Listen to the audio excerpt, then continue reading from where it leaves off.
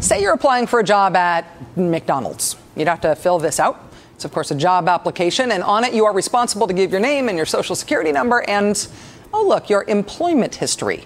Just in case, say, you'd been a bigwig at Arby's and you still have lots of Arby's stock, McDonald's probably wouldn't want you on their roast beef sandwich development team, right? At NASA, it appears that someone has slipped through that conflict of interest job application crack. As the Orlando Sentinel reports, NASA is currently undertaking a $10 million experiment called Project Omega. Project Omega, of course, is an awesome Mission Impossible-style project name. But Omega, in this case, is just an acronym. It stands for Offshore Membrane Enclosure for Growing Algae. Growing algae as a clean energy project and as a wastewater treatment plan. The way it works is pretty fascinating. NASA would fill these offshore membrane enclosures, basically super high-tech plastic bags out in the ocean, and they'd fill them up with algae. Then the algae in the giant plastic bags would be fed wastewater. The algae would do what algae does, which in this case would be to clean that wastewater naturally, producing clean water.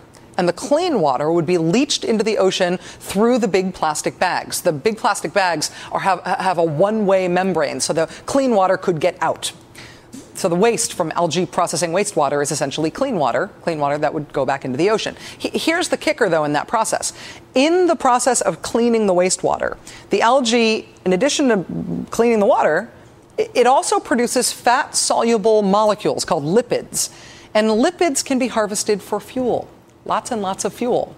So that's the Project Omega idea. Clean water and clean energy out of sewage, slime, and plastic bags. Awesome. However, as the Orlando Sentinel reports today, the NASA administrator, Charles Bolden, does not believe in Project Omega necessarily, or at least he has sought to slow down the enterprise.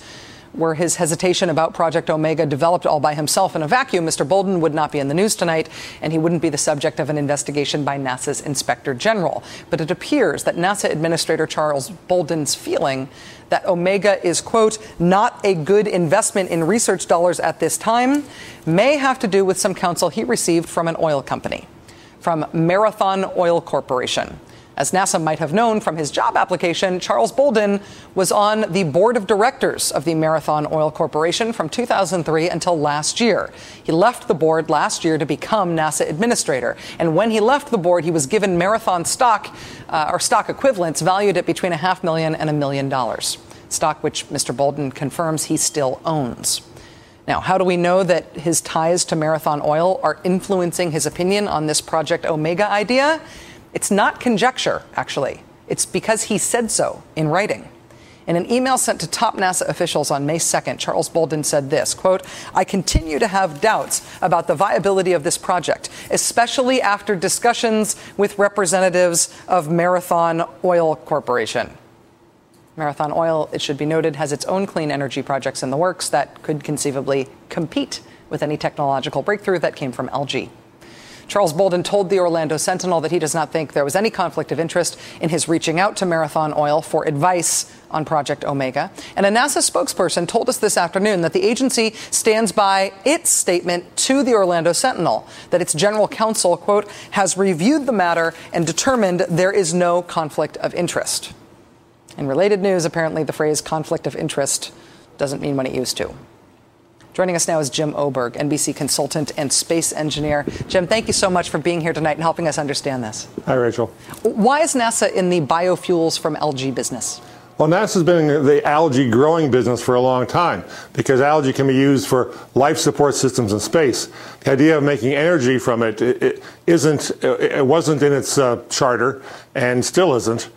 Because it has other sources of energy. But algae maintenance, algae control, algae growth, and cleanliness is something NASA scientists have been working on for decades. I understand that these magical giant algae bags also may have derived from technology that was created for astronauts in terms of dealing with their own astronaut waste in space. Well, yeah, Rachel, these kind of membranes have to let moisture out, whether it's in your diapers, your so-called fecal containment garments, which is the NASA for diaper, or other kind of things. But there are a lot of these developments been going on for life support that overlap So seeing how they operate in different areas and different applications gives you more insight into the technology. It's not entirely a wild idea.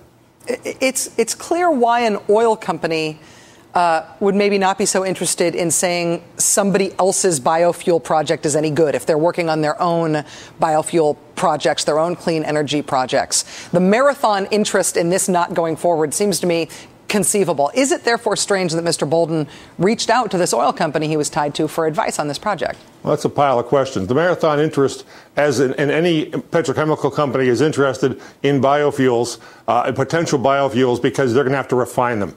So they're interested in what they will have to have in their own shop if someone else comes up with a process that creates raw oil, just the crude oil. And they'll have to then handle it. So it's a defensive measure, entirely reasonable. I have not heard, pardon me for losing the earpiece here, I have not heard that Marathon has tried to stop this.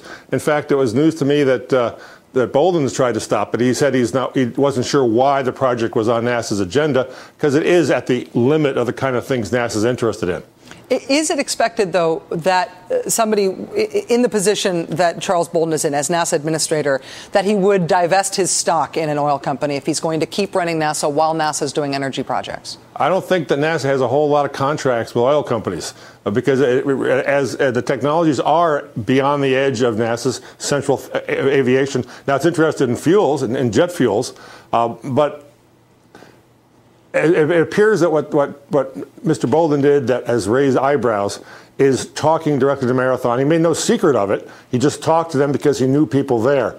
And perhaps there would have been a better way or a more legitimate way to stay within the bounds of the regulations if he had had someone else make this inquiry rather than him make a personal call, apparently, which did tread across the line. And in these days, things within NASA are kind of tense. People have been using technical terms. They've been using other legalisms to shut down projects. And it may be that some folks are feeling that they were going to cut Mr. Bolden a slack before, but he's not cutting them slack. So this could be a reaction from other people in NASA about entirely different issues at NASA. I hear you. Jim Oberg, NBC consultant and space engineer. Thank you very much for helping us understand this tonight, Jim. Thanks. Bye. Among the not very helpful ideas springing forth from Congress about the BP oil disaster is, why don't we just stick some dynamite down there and blow the damn thing up? That'll stop her. The engineering stylings of Congressman obstetrician Phil Gingrey, plus other helpful suggestions coming up.